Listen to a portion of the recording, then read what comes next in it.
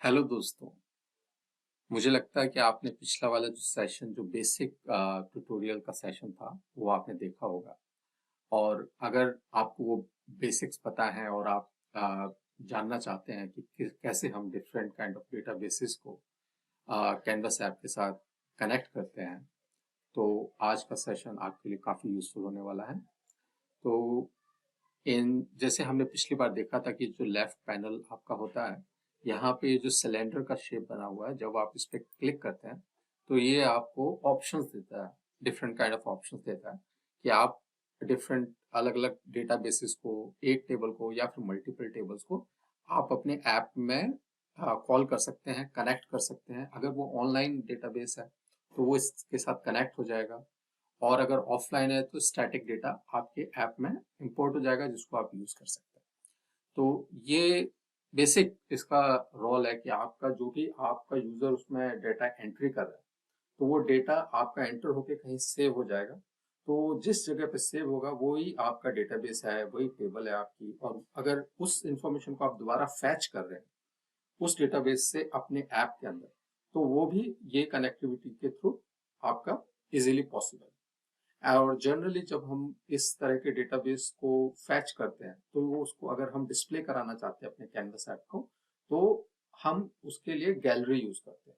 तो आज हम बेसिकली दोनों चीजें देखेंगे, कैसे डेटाबेस को हम यूज करते हैं, इंपोर्ट करते हैं, किस तरह से वो फॉर्म में कन्वर्ट होता है, किस तरह से गैलरी से हम डेटा इनपुट कराते हैं। तो ये सारी चीजें हम आज के सेशन में देखेंगे।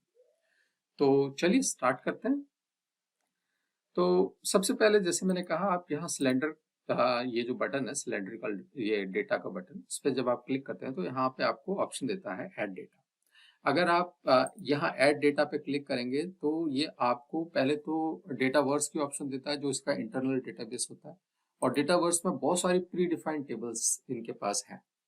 तो जब आप मॉडल ड्रिवन ऐप वगैरह बनाएंगे या इन ऐप में भी अगर आप यूज करना चाहते हैं तो आप ये डेटा वर्स को यूज कर सकते हैं।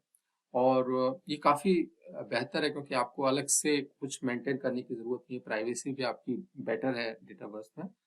तो ये एक ऑप्शन है कि आप ये टेबल्स को, जो एग्जिस्टिंग डेटाबेस की टेबल है, आप उसमें अपना क्रिएट कीजिए या बनाइए या यूज कीजिए।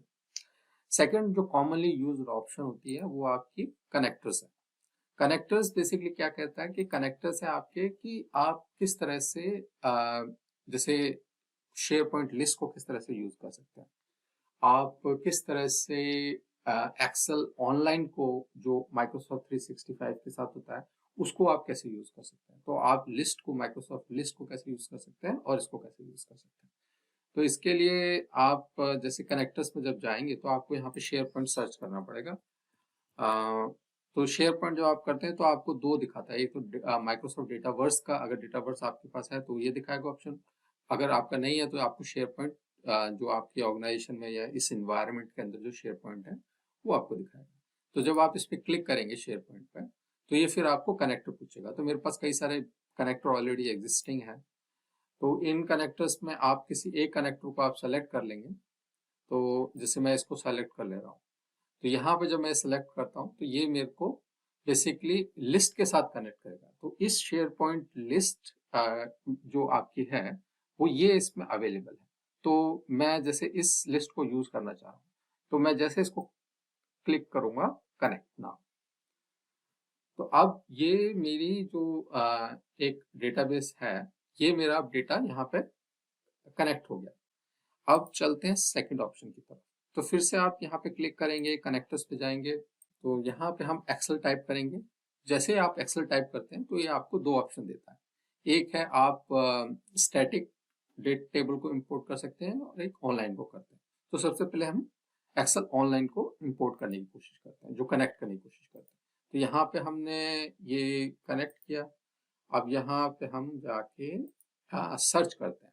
मैंने तो यहाँ से हम बेसिकली क्या कर रहे हैं कि यहाँ से हम इसको लोकेट करने की कोशिश कर रहे हैं कि हमने फाइल कहाँ रखी थी। तो ये हमने फाइल रखी थी पावर ऐप ट्यूटोरियल के अंदर। और यहाँ पे ये जैसे हमारे को, अब आपको यहाँ पे देख रहे हैं कि हमने ये इसको सर्च किया और हमने लोकेट किया एक्सेल ऑनलाइन को, और इस टेबल को हमने यहाँ पे कनेक्ट किया। अब ये जो आपकी एक्सेल की टेबल है उसमें ये ध्यान रखें जो भी आपने एक्सेल बनाई है शीट, उस डेटा को आपको टेबल के फॉर्मेट में सेव करना है, मतलब उसको एक टेबल में क्रिएट करना है, क्योंकि ये टेबल को आइडेंटिफाई करता है आपके एक्सेल के अंदर। जब आप टेबल का जो ऑप्शन होता है वहां पे टेबल में क्रिएट करना है, तभी आपको ये यहाँ कनेक्ट कर पाएगा। अब आप इसे करें वन और यहाँ पे कनेक्ट कर दें। अब ये कह रहा है कि यूज यूनिक कॉलम। हाँ, ये जब आप इस टेबल को कनेक्ट करेंगे, एक्सेल को करेंगे, तो हर रो को आइडेंटिफाई करने के लिए उसको एक यूनिक की वैल्यू चाहिए।